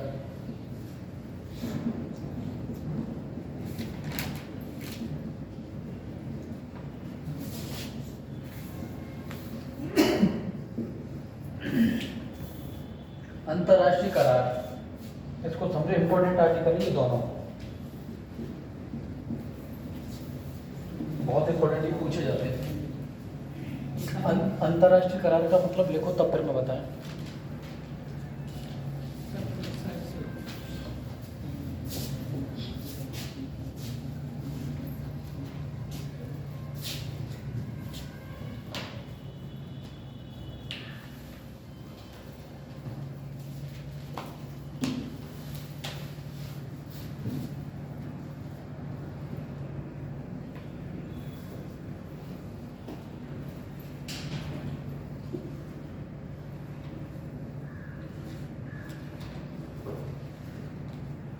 इम्पोर्टेंट आर्टिकल हैं जो पूछे जाते हैं। जैसे मोदी सरकार विदेश में गई, अमेरिका के साथ या वो फ्रांस के साथ किसी देश के साथ समझौता किया, फ्रांस के साथ किया कि आप आइए हमारे यहाँ पर, हम आपको जगह देंगे, जो राफेल हमें विमान चाहिए वो भारत में आपको बना होगा, है ना। तो उन्होंने कहा ठीक है, तो उन्होंने कहा ठीक है कि हम आपको ज़मीन मुहैया कराएंगे। तो उन्होंने कहा हमें इस जगह ज़मीन चाहिए, उत्तर प्रदेश में पूरनपुर में जगह चाहिए। जब कंपनी आएगी तो योगी जी मना कर दें, मना नहीं करेंगे वो, क्योंकि बीजेपी सरकार केंद्र में और राज्य में है।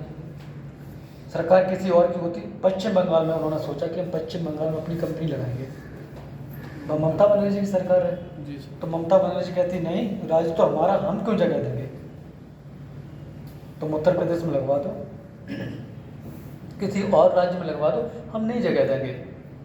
तो मोदी कहते अच्छा आप जगह नहीं दोगे, दीदी मना कर दें, जगह नहीं देंगे, तो दीदी मना ही कर पाएंगी, कर कुछ नहीं पाएंगे, क्योंकि संसद को पावर है आर्टिकल 253 के द्वारा। वो क्या करेगा, कानून बनाएगा, लोकसभा राज्यसभा में पारित करने के बाद उनको वहाँ पर क्या कर दी जाएगी, जगह दे दी जाएगी। जितनी जगह बताएंगे वो चिल्लाती रहेंगी, कुछ नहीं कर पाएंगे। भारत के किसी भी राज्य में ऐसा नहीं, 28 जो राज्य हैं, अगर केंद्र में किसी की सरकार है, किसी भी देश के साथ समझौता करके आते हैं, अगर मोदी सरकार जहाँ चाहे 28 राज्यों में वहाँ जगह दे दे। अमेरिका की जो बोइंग है वो आती विमान बनाने के लिए, उसको जो चाहिए जगह 28 राज्यों में कि हमें इस जगह चाहिए, कोई दिक्कत नहीं, हम देंगे जगह। राज्य से परमिशन लेने की ज़रूरत नहीं है, राज्य की औकात नहीं वो कुछ कर पाए। संसद के पास पावर है, आर्टिकल 253 में कुछ नहीं है, दोनों के कानून को वरीयता संसद को दी जाएगी। ये 4 आर्टिकल इसमें इम्पोर्टेंट है।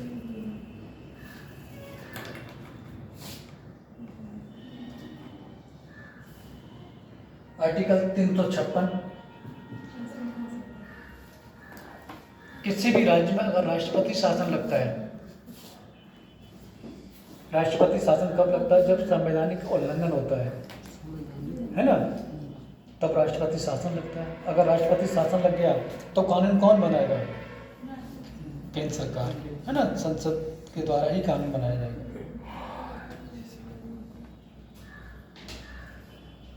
आर्टिकल 365 में कहा गया, अगर केंद्र सरकार के नियम कानून कोई भी, है ना, उसने कहा सजेशन दी, अगर कोई सरकार नहीं मानती है तब भी क्या लगा दिया जाएगा, 356। केंद्र सरकार के द्वारा दिए गए नियम कानून, है ना, कहा गया ये आप ऐसा ना करो। कोविड का दौर था, केंद्र सरकार ने क्या कर दी, एडवाइजरी कि सभी लोगों को क्या करना है, वैक्सीन लगवाना है, कि घर में रहना है ना, कि मास्क लगा के चलना है। तो सभी राज्यों की क्या थी बेटा, जिम्मेदारी। लॉकडाउन लगा दिया था सरकार ने, क्या किया, सब राज्यों ने क्या कर दिया, लॉकडाउन लगा दिया। नोटबंदी की, अब उत्तर प्रदेश कोई राज्य मना करते कि हम क्यों मान, हम तो भाई नोट चलाएंगे, आप होते कौन है, 500 का भाई पुराना वाला चलाएंगे, कोई चला पाएगा, नहीं चला पाया, नोट बंद कर दिए झटके में। हालांकि नोटबंदी सफलता नहीं थी, बहुत बड़ी विफलता थी। क्या हुआ, कुछ हुआ, बहुत सारे लोग ऐसे थे जो लाइन में लग के मर गए। निचले तबके के लोग थे, लाइन में 2-2 हज़ार रुपए के लिए लगते थे। बड़े बड़े लोग जाते थे, अपना पैसा पहुंच जाता था उनका, कोई फायदा नहीं। वो 400-500 लोग मर भी गए थे लाइन में लग के।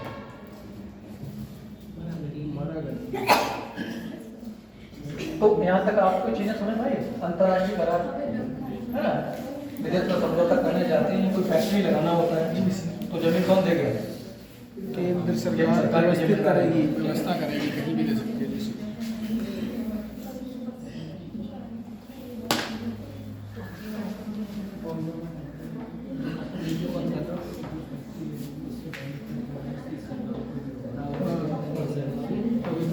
बोर तो नहीं हो रहे आप लोग? सही सर।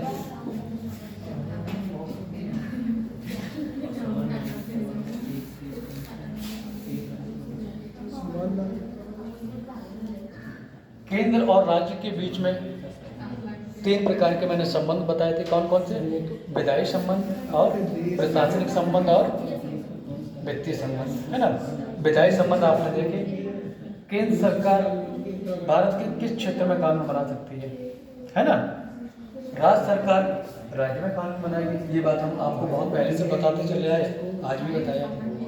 विषय भी मैंने बताया, किन विषय पर कानून केंद्र बनाएगी और किन पे राज्य सरकार बनाएगी, और किन विषय पर दोनों कानून बनाएगी। जैसे वन से संबंधित अगर कानून बनाएगा, कौन बनाएगा? केंद्र और राज्य दोनों। राज्य भी बना सकता है और केंद्र भी बना सकता है।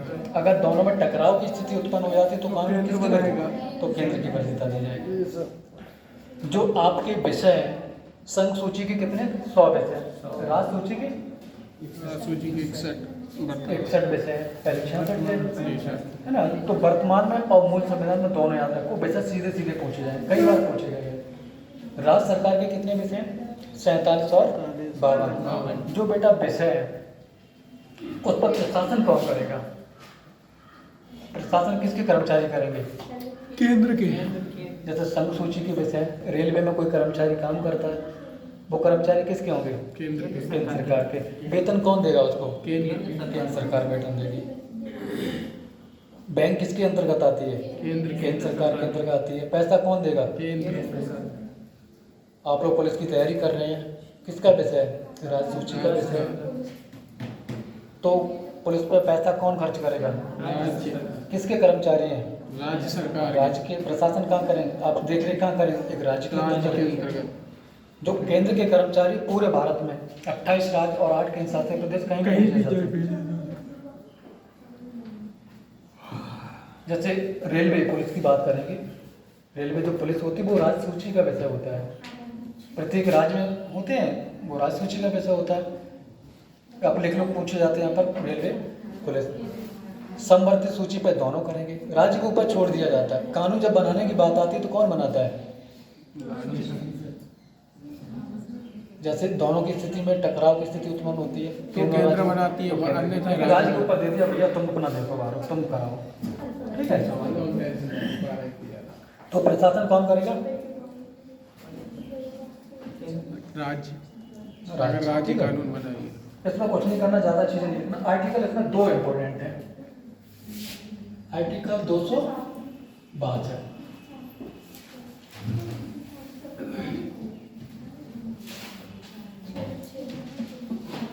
अंतर्राज्यीय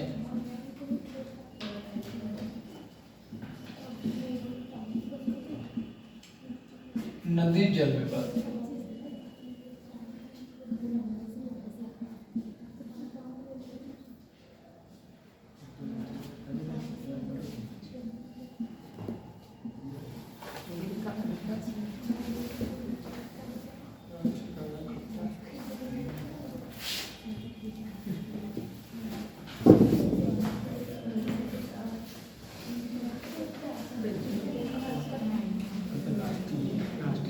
ये अंतर्राष्ट्रीय लिखा। अंतर्राष्ट्रीय 2 राज्यों के बीच अगर नदी जल विवाद होता है, ये किसी न्यायालय में नहीं जाएगा। जल विवाद लगना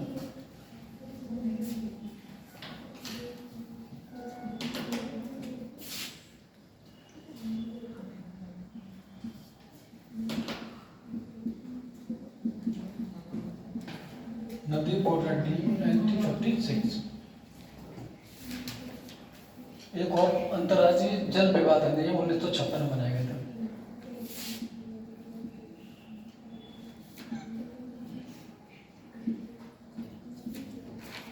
ये क्या लिखा है? साथ स्थापना की गई थी दोनों बोर्ड की।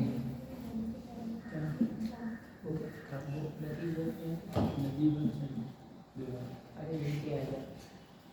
अधिनियम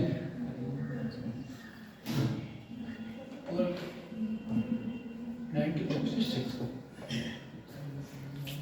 ये आर्टिकल आप याद रखना, आर्टिकल 262 बहुत इंपॉर्टेंट है। अंतर्राष्ट्रीय नदी जल विवाद सर ये 1956 से पहले अधिनियम लिखा है। है, नदी बोर्ड अधिनियम लिखा है। 1956 में आई थी ये दोनों, है ना।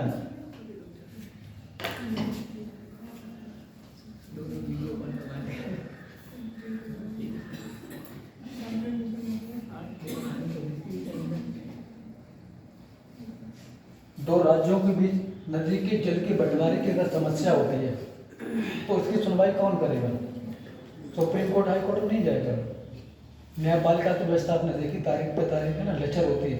इसके लिए एक अलग बोर्ड की स्थापना की गई है, वो खुद सुनवाई करेंगे। ठीक है, इसमें तुरंत सुनवाई होती है, टाइम नहीं लगता है।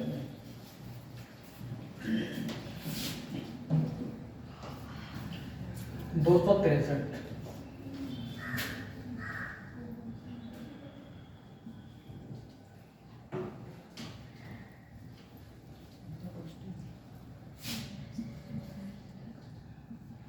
अंतर्राज्यीय परिषद का गठन।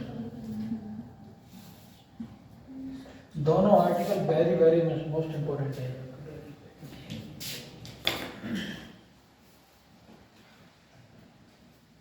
अंतर्राज्यीय परिषद होगा, देखना कंफर्म करना सही है। अंतरराज्यीय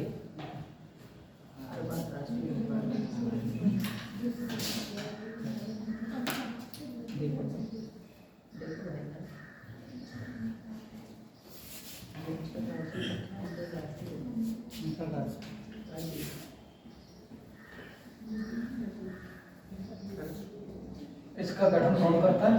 राष्ट्रपति।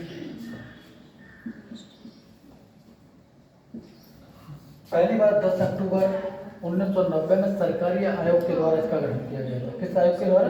ऊपर ना नहीं, नीचे नीचे अंतर्राष्ट्रीय।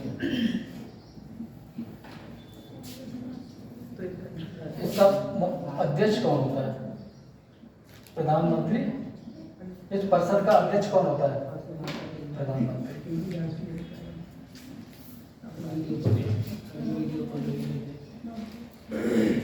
छह इसमें कैबिनेट मंत्री होते हैं बेटा।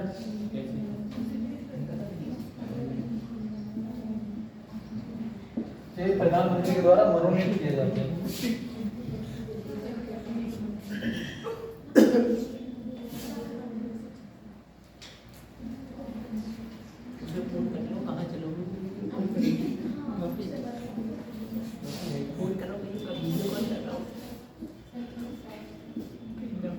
सभी राज्यों के पैसे के इंतजाम तो नहीं करते।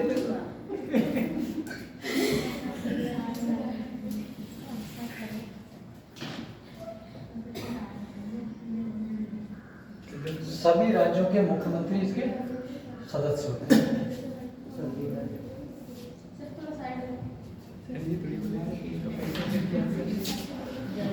हेलो वीडियो कॉल कर रहे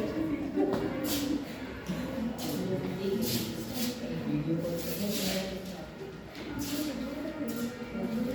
अरे किसको लगा था तुम वो ना हेलो कोई और पे नहीं बोल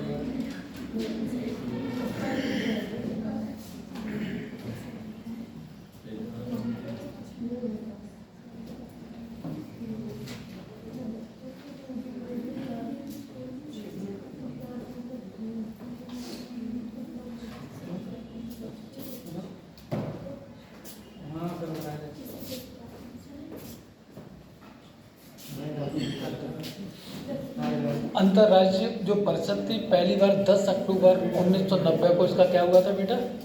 गठन हुआ था। वीडियो कॉल कर रहे उस समय प्रधानमंत्री विश्वनाथ आनंद थे, है ना। पहली बार पूछा जाता है इसका कार्य क्या है? जो परिषद है इसका कार्य क्या है? सभी राज्यों के मुख्यमंत्री इकट्ठे होते हैं, लोक हित के लिए कार्य करते हैं। डेवलप कैसे किया जाए, है ना, बेहतर कम्युनिकेशन कैसे रखा जाए, एक दूसरे के राज्य से कोई विवाद ना हो। तो प्रधानमंत्री क्या करते हैं, इसकी अध्यक्षता करते हैं। ठीक है।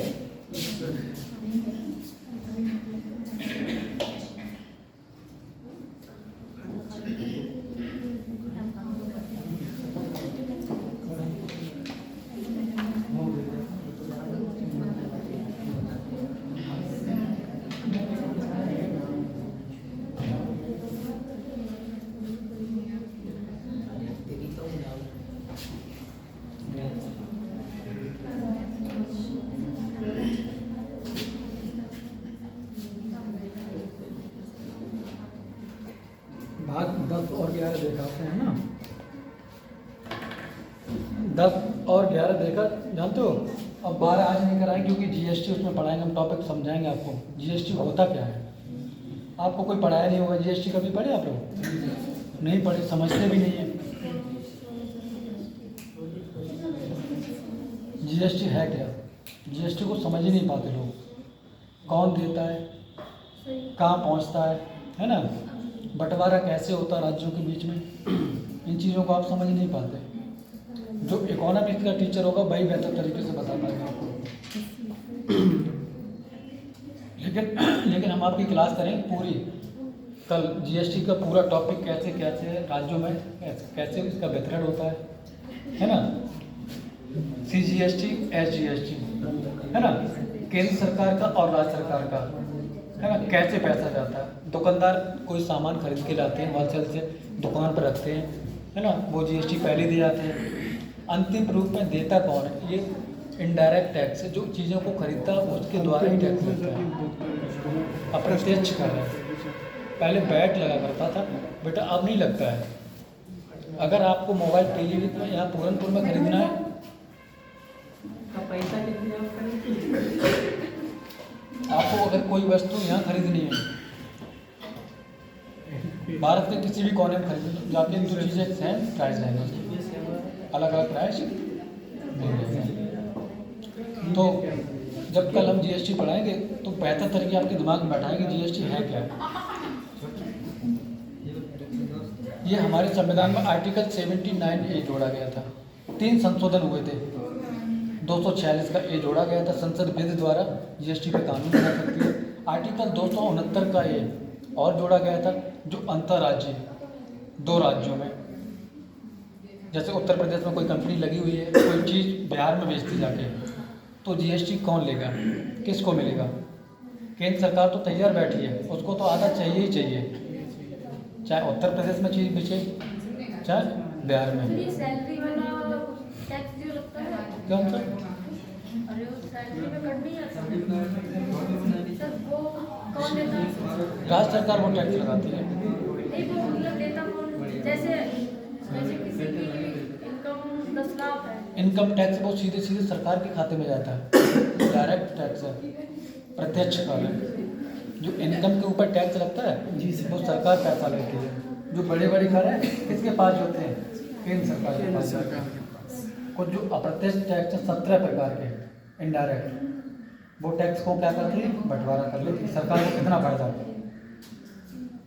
इनकम टैक्स से बहुत पैसा आता है, वो कहाँ पहुँचता है, केंद्र सरकार के पास, और राज्य सरकार से भी वसूलती है सर जी वो। इनडायरेक्ट तो फिर वो भी वसूल की चली जाती है। जी सर। लेकिन सरकार को जब जरूरत होती है फंड जारी किया जाता है, 40-41% पैसा वापस कर देती, रिटर्न कर देती है। सरकार के पास जो टोटल पैसा लेके जाती है उसका 40-41% पैसा कहाँ दे देती है, राज्यों को पास दे देती है, अपने पास नहीं रखती है, राज्यों को रिटर्न कर देती है। शांत हो जाए आप लोग, शांत हो जाओ।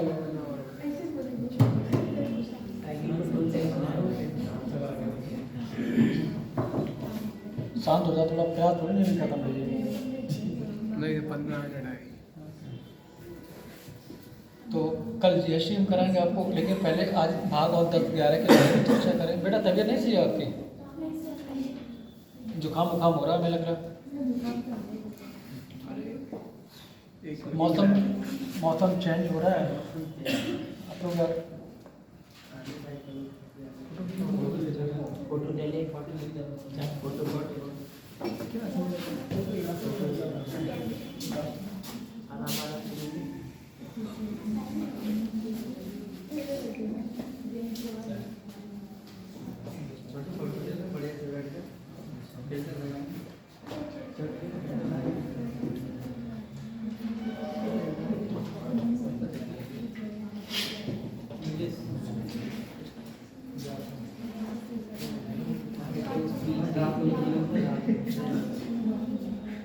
आज हम लोगों ने भाग 10 और 11 देखे।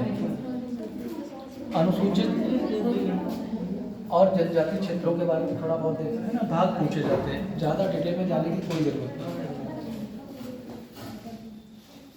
भाग 11 में केंद्र और राज्य के बीच जो संबंध है उनके बारे में चर्चा की। विधायी संबंध और प्रशासनिक और वित्तीय दो संबंधों की बात की। भाग 2 में विधायी और प्रशासनिक संबंध है। विधायी संबंध का मतलब विधि का निर्माण, कानून। केंद्र कहाँ बनाएगी और राज्य कहाँ बनाएगी। आपने देखा केंद्र सरकार के जो 100 विषय हैं उस पर कौन कानून बनाएगा? केंद्र सरकार बनाएगी।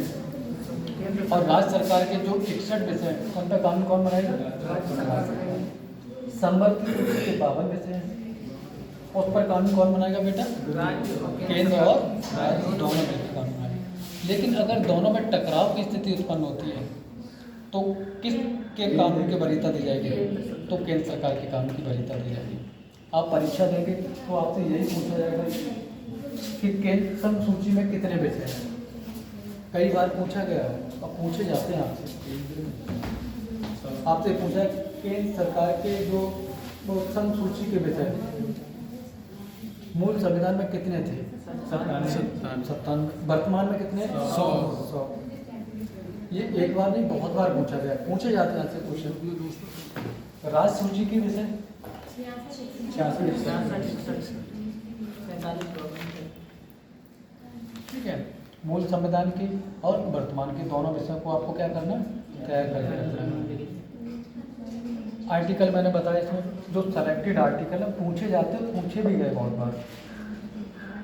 आपको मैंने इतना बता दिया, अगर पीसीएस देंगे तो आपको यही आर्टिकल पूछे जाएंगे, इससे ज़्यादा कुछ नहीं पूछा जाएगा। आर्टिकल 248 में अवशिष्ट सूची की विषय की चर्चा है। अवशिष्ट सूची पे कौन कानून बनाएगा? केंद्र सरकार बनाएगी, है ना। बताया था मैंने आपको, जो आपकी हाल ही के दिनों में AI आई उस पर भी साइबर क्राइम सब पे कानून कौन बनाएगा? केंद्र सरकार कानून बनाएगी। आर्टिकल 249 में राज्यसभा को पावर है किसी भी राज्य में कानून बनाने के लिए। 2/3 बहुमत से पारित कर दे संसद, क्या बना देगी? कानून बना देगी। 1 वर्ष के लिए कानून बना देगी। 250 में अगर देश में इमरजेंसी लगी हुई, इमरजेंसी आपने बताई नहीं। बेटा टॉपिक आपका 18 में आएगा तभी तो कराएंगे। आपात उपमन तीनों प्रकार बताएंगे, ठीक है, डिटेल में बता देंगे उसको आपको। जब देश में आपातकाल लगा हुआ है तो देश के लिए कानून कौन बनाएगा? राष्ट्रपति, संसद बनाएगी, संसद बनाएगी, है ना। लेकिन शासन राष्ट्रपति करेगा तो वही बनवाएंगे। 51 में दिया गया कि 249 और 50 में जो संसद के द्वारा कानून बनाए गए और राज्य भी बनाए गए सेम ही है। तो वरीयता किसको दी जाएगी? केंद्र सरकार।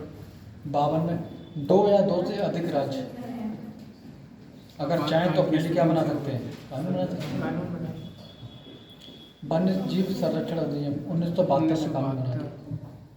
जल प्रदूषण 1974 में कानून बना था। अंग प्रत्यारोपण 1954 में बना था कानून, वो भी बना दिया गया, ठीक है, ये कानून बना था। अंतर्राष्ट्रीय करार मोदी सरकार किसी देश से समझौता करके आती है तो वो राज्य सूची के विषय में क्या बना देगी? कानून। अगर उसको जमीन चाहिए तो जमीन, मान लो मोदी सरकार ये जमीन चाहे पूरा बिल्डिंग खड़ी हुई है, देना चाहे तो दे सकती है। ले लेगी सर जी, अगर दे देगी। मन नहीं कर पाओगे। अगर आपका घर है, घर तोड़वा के वो वहाँ कोई बिल्डिंग बना, हवाई अड्डा बन रहा है तो आप रोक पाएंगे? नहीं रोक पाएंगे, नहीं रोक पाएंगे, क्योंकि आपको आपका पहले ही संपत्ति, मौलिक संपत्ति का अधिकार। अगर बेटा आपका मौलिक अधिकार होता तो आप रोक लेते। आप कहाँ चले जाते हैं? सुप्रीम कोर्ट चले जाते। अरे फाड़ दिया था। तभी तो 44वां संविधान संशोधन 1978 को किया गया था। देश के विकास में बाधा आ रही थी, देश के विकास में अड़चन आ रही थी। रेलवे लाइन निकल रही सामने से, किसी का खेत पड़ गया, वो कह रहा है कि मेरे दादा का खेत है, हम इसको खेत को नहीं देंगे, हम चले जाएंगे सुप्रीम कोर्ट। सुप्रीम कोर्ट मना कर देता कि भैया ये तो इनका मौलिक अधिकार, नहीं दे रहे तो आप रेलवे घुमा के निकाल लो। आप बताओ, छोटे से टुकड़े के लिए कोई पटरी घुमा के निकालेगा? उसको तो सीधा ही जाना है। जब संपत्ति का अधिकार बना दिया, आपको मुआवजा दे दिया जाएगा, आपका घर तोड़वा दिया जाएगा, कोई नहीं रोक पाएगा।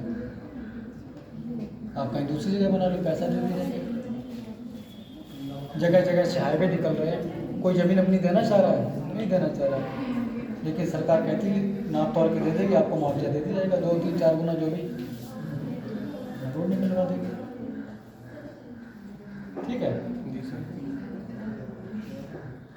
यहाँ तक आप लोगों को समझ में आया नहीं आया? बेटा आप लोगों को समझ में आ रहा है? कोई कंप्लेंट जैसे पढ़ाने में समस्या आ रही, तेज तो नहीं पढ़ा रहा है? मेरी बातों को बेहतर तरीके से समझ पा रहे हैं? जी सर। घर पे पढ़ाई करते हैं या नहीं करते? पढ़ाई करो, देखो बेटियां कितनी आगे चल रही हैं आजकल। पिछली बार का रिजल्ट मैंने यूपीएससी का देखा था, टॉप 20 में 15 लड़कियां थी। टॉप 20 में 15 लड़कियां, मतलब समझते हो? 75% और 25% लड़की। आप लोग बहुत आगे जाए, पढ़ाई करो, मेहनत करो।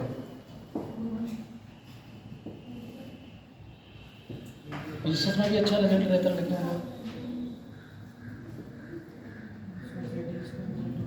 तो मेहनत करो, है ना? लड़के मेहनत नहीं कर रहे हैं।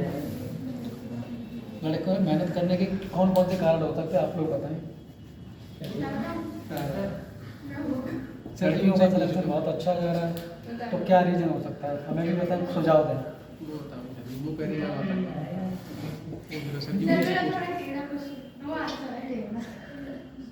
ये सारी हम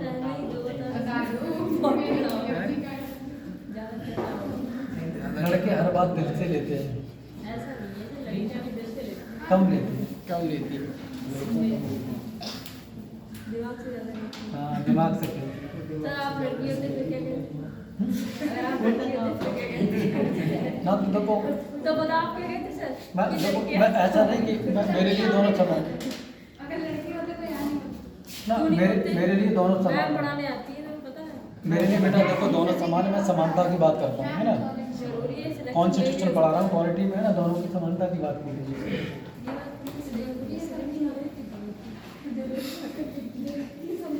सर जी मुझे एक चीज़ से जेलियस होती है यहाँ। सर मुझे एक चीज़ से जेलियस होती है, यहाँ पे लोग कहते हैं कि तुम लड़के तुम कुछ नहीं करोगे, लड़का ही करेगा। ऐसा इस कुछ बात से नहीं, मुझे उनकी मानसिकता गलत है, हाँ।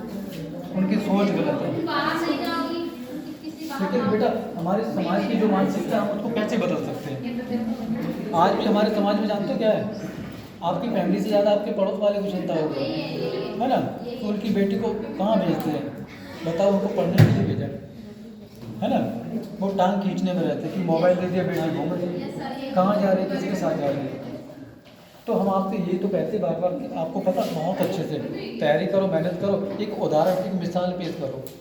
आपको मौका मिला है तो उस मौके का फ़ायदा उठाएं। जब आपका सिलेक्शन हो जाएगा तो जो पड़ोस वाले अंकल आपके बारे में बुराई करते थे, वो कहेंगे देखो उनकी बेटी का सिलेक्शन हो गया, वो पढ़ने जाते थे। ये कहेंगे हम जब तक सिलेक्शन नहीं होता तब तक आलोचना होती है। इलाहाबाद में था, मैं एक सीनियर थे मेरे, तो उस समय वो आईपीएस बने थे, प्रॉपर आईपीएस थे, 188वीं रैंक थी। जब उनके घर वाले, उनको पता तरह तरह की आलोचना करते थे पड़ोस वाले, कहते थे कि यार वो तो पता आवारा, 33 साल की उम्र में, 32-33 साल की उम्र, कहते वो तो आवारा है, घूमते रहते, उनका कुछ नहीं होना। जब आईपीएस बने, घर वाले बैंड वैंड लगा के इंतजार कर रहे थे। जी सर। कम से कम 2 से 3 महीने का टाइम घर नहीं गए। कहते हैं जो आलोचनाएं करते थे, अब हम उनके पास क्यों जाए? कहते वो तो आवारा है, आज मैं अधिकारी बन गया तो सब पीछे पीछे बोले।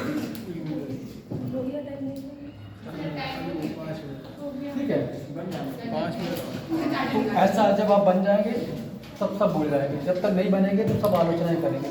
आप लोगों को मौका मिला है तो अब अच्छे से तैयारी करें, मिसाल पेश करें।